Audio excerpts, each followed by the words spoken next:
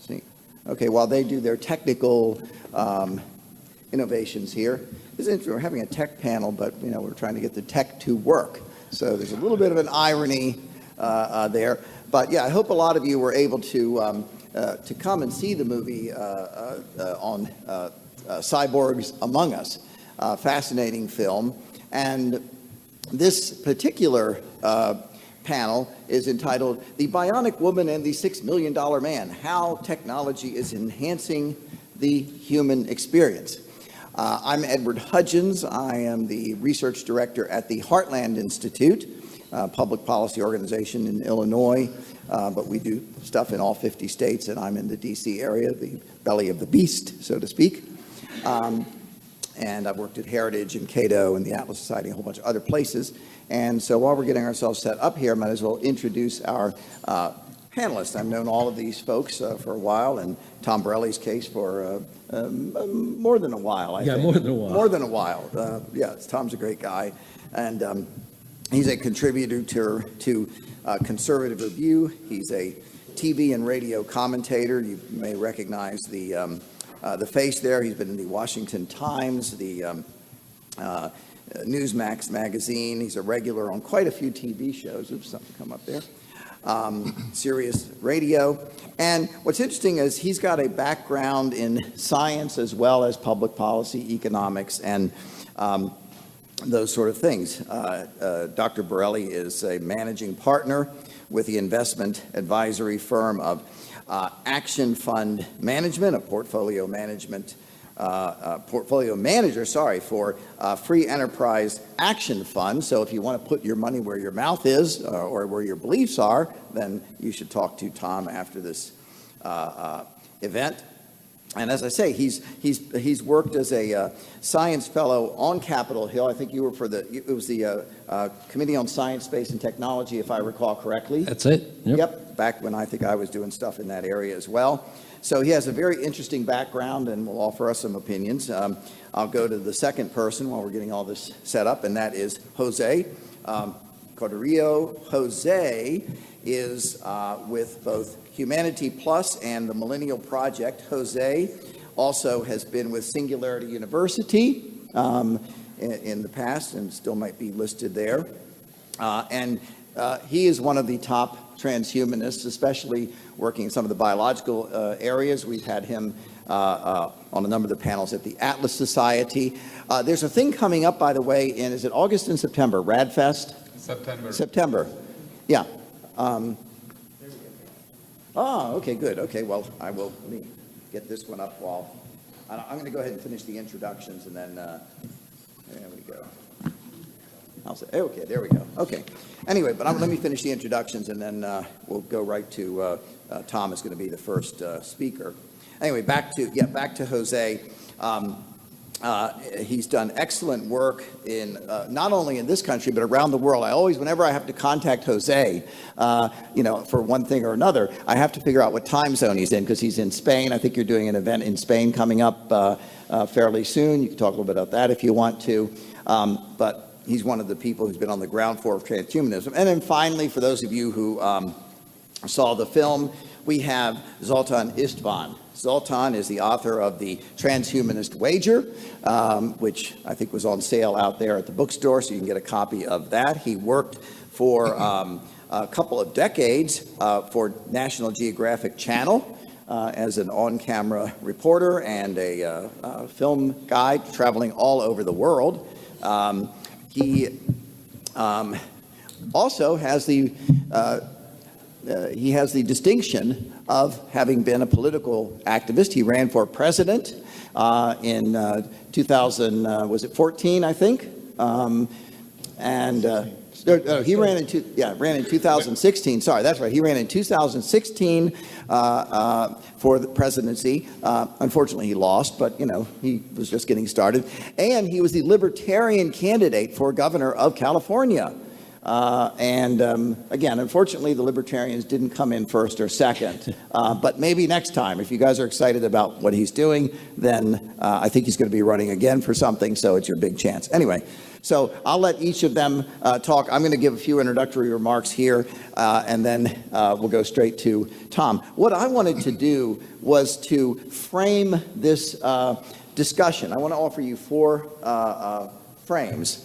Okay, the first frame is going to be, Abigail Burroughs is going to provide the first frame for our discussion. Abigail in 2001, was a beautiful 21-year-old vivacious girl, and was discovered, unfortunately, she had neck cancer. And they tried the standard treatments, and none of them were working. And so in March of that year, a doctor said, look, we have got this new drug. It's safe. It's going through Food and Drug Administration tests. It really looks like it's going to be the thing that's going to cure you. And that was in March of 2001. So they tried to get her into the FDA test. They weren't able to do that. They went on television on WMAL, which is the station in Washington, D.C., where I'm at, and sort of made a public appeal. Her dad, Frank, tried to pull strings with some politicians to get this fabulous medicine that could possibly cure her. And she died on June 9th, 2001. Because the bureaucrats at the Food and Drug Administration would not give her access to the medication that could cure her. And they later approved the medication. My point here, first frame of reference, is that we need liberty as a prerequisite to all the wonderful things you're going to hear about cyborgs and so forth. Right now it costs about $2.6 billion, takes 10 years to get a new pharmaceutical product through the Food and Drug Administration. A lot of those delays are caused by the Food and Drug Administration trials. You think that's bad? Wait till they get their hands on some of the new exponential technology. They don't even know what to do with it right now. And so what we're doing at the Heartland Institute is pushing a freedom to choose medicine thing, which allows patients like Abigail to get access once a product is determined safe. If they want to use it, the government can't prevent them from using it. But the first framing of this discussion is that liberty is a prerequisite. Second, this is the danger, and I'm hoping that Zoltan especially will speak to this. With all the implants that you heard about the wonderful things they can do, I contend that the government is going to seek to control your implants. The government right now seeks to control pretty much everything from your health insurance to your diet, to your toilets, to your sex life, to your income, to flower gardens, to your passports. A Pew survey in 2016 found that a majority of U.S. adults say they would be very or somewhat worried about gene editing, brain chips, synthetic blood. Interestingly enough, a lot of the opposition came from the left because they were concerned that enhancement might make some people a little bit better than others rather than just plain average. It's the same sort of thing you heard with the digital divide, that a lot of people thought this technology was going to be bad because there were going to be a few people who had laptops and everyone else would be poor and ignorant. Of course, these things, everyone has them now, right? You're going to see the same sort of opposition. You're seeing it now. And what I really worry about is right now in China, they have this social credit totalitarianism where they're raiding everybody and using mass data and surveillance to tell whether people are in accordance with the government. Can you imagine if you have implants and the government doesn't like you when they start to hack those and turn those off? That's the second frame. If those of you who've seen Harrison Bergeron by Kurt Vonnegut or read the book, you should. It's about a society in which they handicap people who are better. If you've ever seen the movie, this is the guy who is very, very smart. So they put these earphones on that they require, and every 30 seconds it goes boom, so that he can't think. Because after all, if he can think better than everybody else, that's unfair, isn't it? Right? That's the sort of thing we're looking at as my framing number 2. We got to be careful about the government getting in the way. Number 3 is that we need the value of human individual life and enhancing individuals if we're to move ahead with that. People have to have that value. Number 4, that we need the value of reason, because reason is the way that you get to those, to that sort of goal. those are the four framing things. I'm not sure exactly what kind of enhancements we're going to use in the future. That's one that I don't think we're going to use. I thought that was interesting. Or maybe it's going to be the space child from 2001. But anyway, I hope that those four things frame this discussion. And I'm going to go ahead and turn it over now to Tom, let him make his remarks, and then I'll go back to and get the slides up for Jose. So Tom, you want to take it away? Sure, thanks, Ed. Talk from here or there? Here's fine. Okay. First of all, I want to thank Joanne for putting me on this panel. I spent a lot of my days just talking about today's politics, and I've gotten far away from my original training, which was a scientist. I have an undergraduate degree in microbiology and a master's and PhD in biochemistry and molecular biology. So it's great to go back to the old school, so to speak. And I really liked the movie, and it reminded me so much when I was doing research. I would call this a review article. This was a review movie. You didn't have to start at one little area and work your way up. It gave you a broad overview of what's out there, different technologies, and also the issues surrounding the risks. I found that very, very valuable. I loved review articles when I was a scientist. If you start off one little article, you got to work your way all the way in. This was great.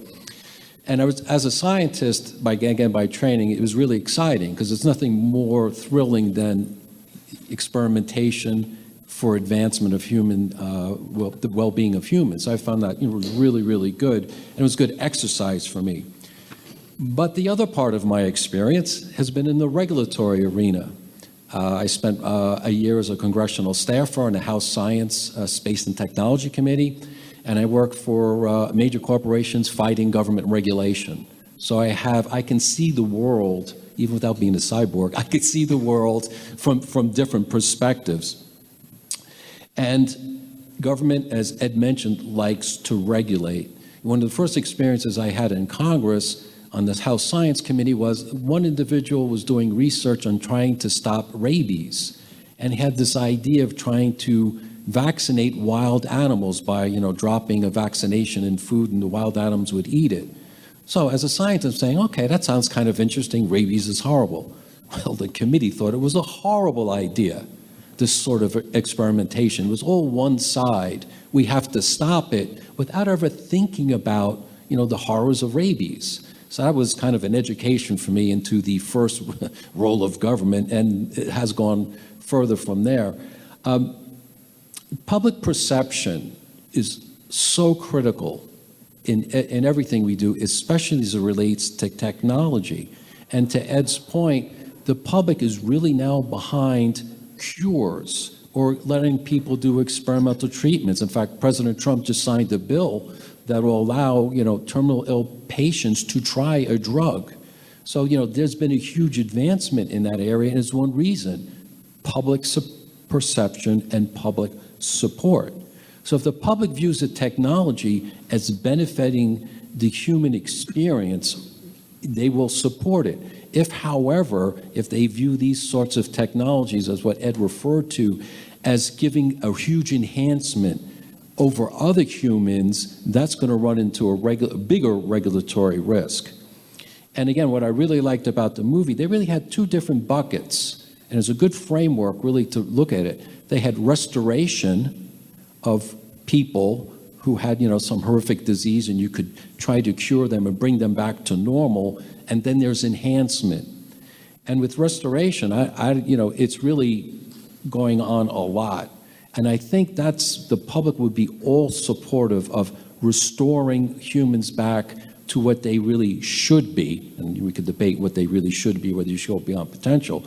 But I think the restoration is the really important aspect with the perception, because everything's going to be based on public perception. So you're restoring humans to what they could be there, whether it be artificial limbs, whether it be new technologies. In fact, in the New York Times, they just had a story about saving a baby by injecting, had a huge heart problem, and they saved the baby by injecting mitochondria, billions of mitochondria into the heart cell. Mitochondria is the part of the cell that provides energy. So they were able to save this baby through this technology. So the advancements in biology, I think, are really, really exciting. Again, you have to be concerned about the way the public perceives things, and I break that into really natural versus artificial, right? Anything perceived natural is good. Anything perceived unnatural, artificial is bad. Artificial sweeteners, right? Who came up with that label? Not a good idea, right? Because it has that perception that it's not good. Genetically modified foods would be another area, right? The labeling, whether or not it benefits, it's concerned because it's not natural. And the other part is that enhancement is already happening. I mean, there are a lot of people out there, males can go out and get testosterone shots, to try to get energy back, to try to, reinvigorate their sex life. The wife might not want that, but, we'll have to see. But women, on the other hand, they also have the opportunity for hormone replacement. There's estrogen creams and therapies to deal with concerns of or bad effects of menopause. So that is a label of enhancement, but yet it's really kind of restoring. And to my fellow panel members, I just would ask them to think about the public perception aspect of this, because that's really going to determine how fast or how severe they really do regulate. And I think the biggest risk is the enhancement, where if you go too quick, too fast, and you're saying you're going to create these superhumans, and you use words like cyborg, I would send out the warning sign on that, because you're going to increase the enhancement for people or regulators really getting ahead of the technology. What you want to do is have the technology be adopted by the people.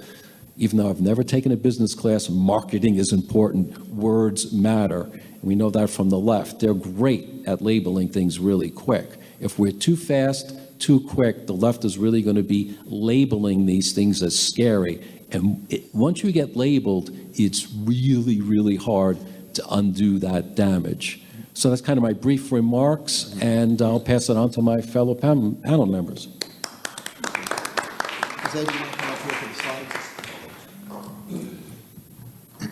As I get Jose's slides up, we are all genetically modified too, aren't we? It's just that it's been over millions of years rather than a very short period of time. So just interesting thing there. Okay, I'm going to pull up, Jose, here we go. And let's see, is it up there? No, it's not up there. Okay, let's see. Maybe I'm just going to shut mine down then, and maybe that'll do it. Shut that down. Oops, okay. Oh, wait a minute. I think I have yours here. Let's see if this works. Okay, good. Oops. Oh, let's go. Here we go. And Full screen. by the way, as we're doing this, my what? Maybe someone get the tech guy back in here. That should be up on the screen. All righty. While we're doing this, by the way, my sister-in-law would be stone deaf if not for the cochlear ear implant, which you saw on the movie, for those of you who saw it. Okay, this is definitely, yeah, if someone could walk outside the door and find the tech person to help us out, because this is not being very friendly at all. Let me. Okay, Oh, there we okay, go. Okay, good, Jose, right there. Right, okay. Okay, Thank you. so take it Well, away, Jose. So, good morning to everybody. As I say in Spain, buenos días. I want to talk also about the movie. I hope all of you saw it. I have been working with many futurist groups all of my life. Actually, I am a friend of the main actor in the movie, if you saw it, who is Neil Harbison. He lives in Spain, and he considers himself a cyborg. Also, I like to put things on my head, so I will actually put what I call a mind-reading device, first generation, very simple, but this captures some of what is happening on my brain and transmits it. I work with different groups like HumanityPlus, which is the main transhumanist organization, and we are having the 20th year anniversary in Spain. We will have the most advanced humanoid robot called Sophia, and some scientists working on these technologies. Sophia has become very famous because she did also a video clip with Will Smith and many other people, and Will Smith is trying to make love to her. So actually, I hope you come to Madrid. Madrid is a beautiful city. In October 19, 20, 21st, I have flyers over there on the table. And so you can join us. But if you don't want to come to Spain, please come to California. I'm also one of the organizers of the most incredible festival, much better than this, actually, because it's not just about freedom, but about freedom and the future and technology. We call it RAD. RAD means Revolution Against Aging and Death. We do not plan to die, actually. If you come to this event, you will find out why, and why we estimate that we will be able to cure aging in 20 to 30 years and then rejuvenate people. If you don't want to come to San Diego, come to my session this afternoon. I will be talking about my book, which is called The Death of Death. Actually, right now it's in Spanish. Next year, I will be presenting it in English. The Death of Death at 4 p.m. in the Burgundy Room. I am very proud my book came to #1 and #5 in Spain, which is quite amazing, twice. #1 in the physical version and #5 in the Kindle version. Actually, with some friends, we are creating a party based on the meaning of Spain. Spain is the country of plus ultra. And so we created an immortalist movement called Vita Plus Ultra, and I am launching myself with my colleagues to the European Parliament. We have a platform for immortality. We are working with people from Germany and Finland. We hope to have at least 4 European senators in the parliament next year. This is no joke. We want to change the world. We are immortalists. So also I represent the Millennium Project that began as the futuristic part of the United Nations, and we talk about all these technologies in the future. And I was one of the founding faculty of Singularity University, where I worked for the first 4 years. This is basically financed by, at the time, Google and NASA, and we talk about the singularity. As you probably remember, Time magazine made an incredible article a few years ago about the year 2045, which is when we expect the singularity to happen. If you look at the subtitle, is the year man becomes immortal. For the ladies here, don't worry. Women will also become immortal.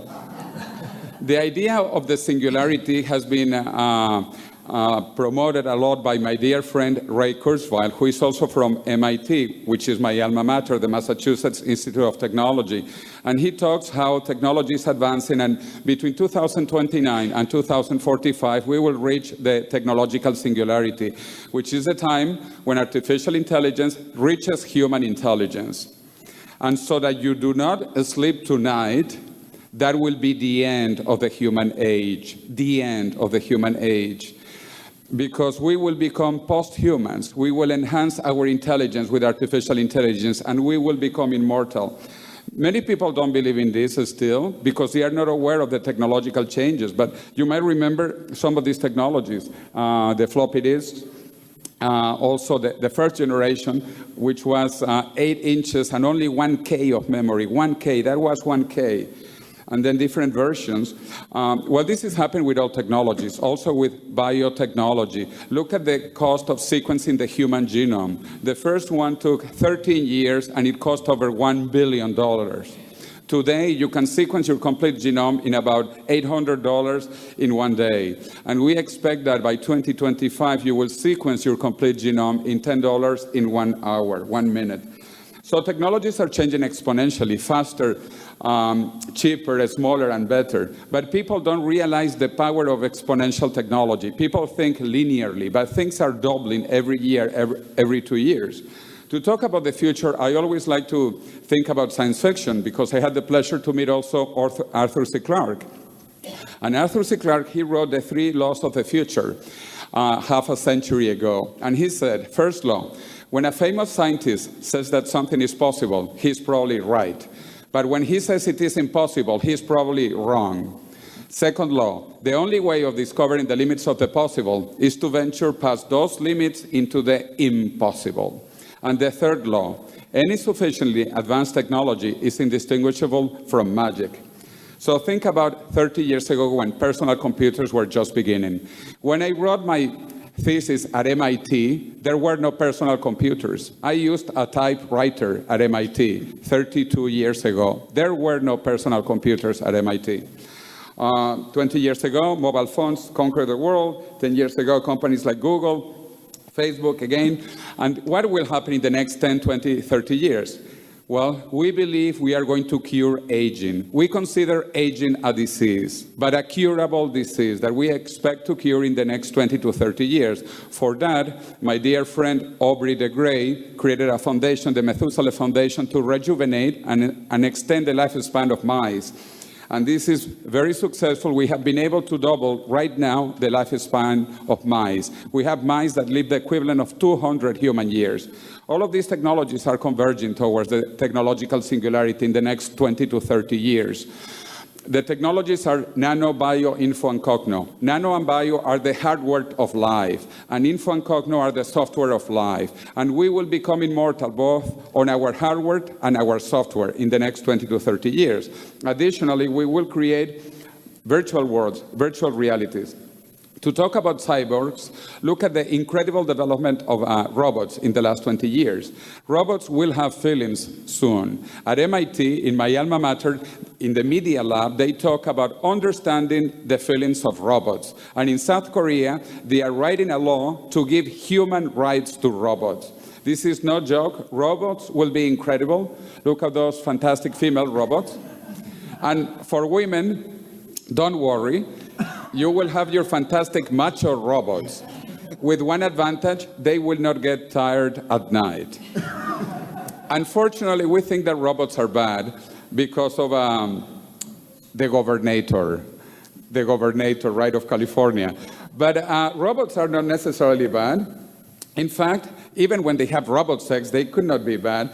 However, are robots good or bad? If you go to Japan, you will discover that robots are actually good. The Japanese believe that robots are intrinsically good. They are positive. That is why the Japanese are working on many robots applications. But this is not a competition between humans and robots. This is the symbiosis, the synergy, the fusion between robots and humans. Here we have the first cyborg Olympic game. In the World Cup in Sao Paulo, in Brazil, 2014, we had the first human-enhanced football players. And 2 years ago in Switzerland, we had the first cybathlon, cyborg Olympic Games, or humans who are disabled, but with technology, they become super-abled. This will happen because of disabled people. And in Tokyo, in 2020, we will have the first Olympic robot games. Robots, only robots. My professor at MIT, Marvin Minsky, said, will robots inherit the earth? And he said, yes, but they will be us. We will be them. This is called transhumanism. Humans will transcend our current situation thanks to science and technology. We are not the end of evolution, but we have to be careful. And for that, I invite you to come to Madrid once again, or to come to San Diego, or to come this afternoon to my book presentation. Thank you very much. Okay. Zoltan, who is one of the stars of the movie and the stars of the transhumanist movement, you want to take it away? Sure. You want to change the Yeah, let me change the slide. Oh my God. Pretty kids, aren't they? You can see the real ones. They're right over there in the back. Hey. That's Sophia and Allegra, and they are young enough now that they can possibly transcend. Okay, here we go. Okay, there we go. There he is, right there. I don't have a slideshow, but I thought we'd be nice to see that again.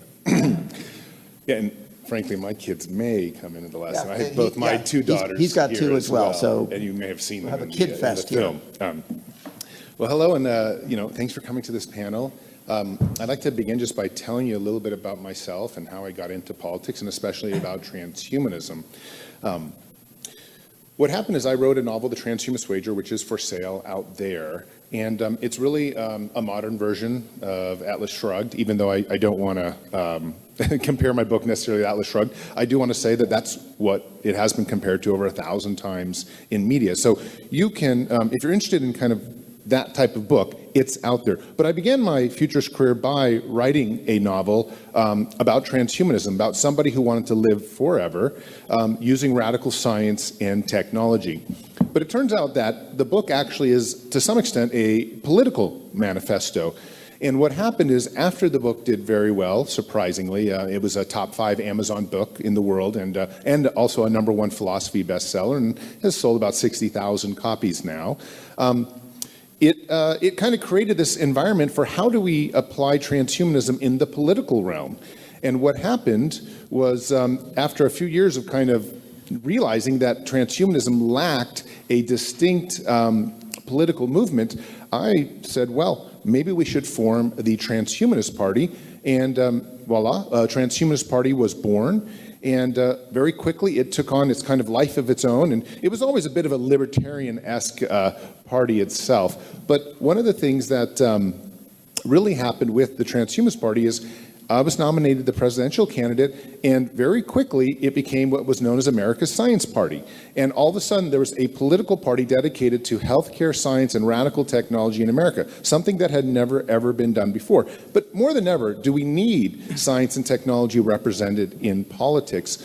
Ultimately, I trafficked about 6th or 7th overall in media coverage during the 2016 presidential campaign and was very surprised because we were getting coverage from Fox. We're getting coverage from all the major outlets. The New York Times did a major 5,000-word piece on our campaign. They were embedded in our campaign buses, as you may have seen a little bit of it in the film. But more importantly, it made me realize that America was needing a political component to transhumanism. And after not winning the presidential election, obviously, I decided to run for governor. But instead of using the Transhumanist Party, which, in the end of the day, it's a very small party with just a few thousand people and not much infrastructure, I decided to run for California governor under the Libertarian Party and was endorsed by them. I got knocked down in the primaries, which happened last month, but ultimately, for 18 months, I campaigned, and again, major media covered the fact that a libertarian was running with very strong science and technology principles. And of course, it made a lot of sense in California, in Silicon Valley, where a lot of that science and technology is coming from. But more than ever, it's very important to have these things. For example, I do some consulting with the United States Navy. China right now is leading the charge on genetic editing, perhaps the most important of all the transhumanist technologies out there in the 21st century. Genetic editing is where you can literally, we have to go quickly. Genetic editing is where you can do crazy things, including splice, potentially, plant DNA into your skin and photosynthesize in the sun. So imagine, you don't need to go out and have lunch, you just go walk in the sun in Las Vegas, and you've created energy. We also have friends who want to grow eyeballs in the back of their heads, and crazy things like that. A lot of this technology may be available in the next few years, and China is leading the front. Why? Because America is conservative, America is also quite religious, and some of these ideas don't bode well with what we might consider a conservative nation. And China doesn't have those issues. But the problem is, from a national security perspective, imagine if all of a sudden a major country like China gets a foothold into some of these technologies and America does not because it is afraid. Well, only in one generation, you could have a generation, for example, of Chinese babies who are working on already augmenting intelligence in the brains of embryos to be more advanced than Americans. That is a national security issue. And I tell you, I've told the U.S. Navy this, and we're all well aware of this now. So lately, there's been a bit bigger of a thrust to push transhumanism to the forefront so that places like Russia and China don't lead the charge. As you may have heard Putin about 2 months ago, Putin said the future belongs to artificial intelligence. Whichever nation gets there first, achieves the really great, true artificial intelligence, could literally change geopolitics overnight. This is massive in terms of what transhumanism means to politics. And yet, sadly, during the presidential debates in 2016, you did not hear any major science questions. You did not hear any major technology questions. And this is something that I think really needs to change. But it changes with people like you in this room who want to say, you know what, we understand that science and technology is very important, and we understand that we need to have our politicians talking about it more. I'll keep my speech short because I know we have a few questions. We want to get to them. But thank you so much for coming and listening, and we'll turn it back over to Ed. Okay. Yeah, come on down here, Zoltan. Yeah, we have to be out of here in about, I think, 6 minutes-ish or something like that. So it's great that we can have some time for questions and photographs, colleague. Anyway, so yeah, come on up here and keep your questions short. And by the way, Zoltan is a great guy, and I'm sure he's going to be around for a little bit afterwards. I think you're doing at 3 o'clock or Yes, I'm also on another panel at 3. At 3 o'clock, so he'll be around this afternoon if you need to chat with him one-on-one, okay? And yeah, you can talk outside of there as they're showing a film in here in about 6. Yeah, so we got about 5 minutes. Okay, go ahead, shoot. Go ahead. Yep. I was born the year the transistor was invented. I've collaborated in the creation of technologies all my life, specifically satellites. I've used artificial intelligence. I do not fear artificial intelligence. I fear artificial obedience. I worry about the creation of enhanced beings that will be, if you really want a scare like the FDA, enhanced bureaucrats, superior politicians. So I don't feel the Terminator, I fear the regulator. So my question is, who's programming the basis of the judgment of enhanced beings? Who decides the perennial libertarian question? What is going to be the basis of values and judgments that the software of enhanced beings will operate? Okay.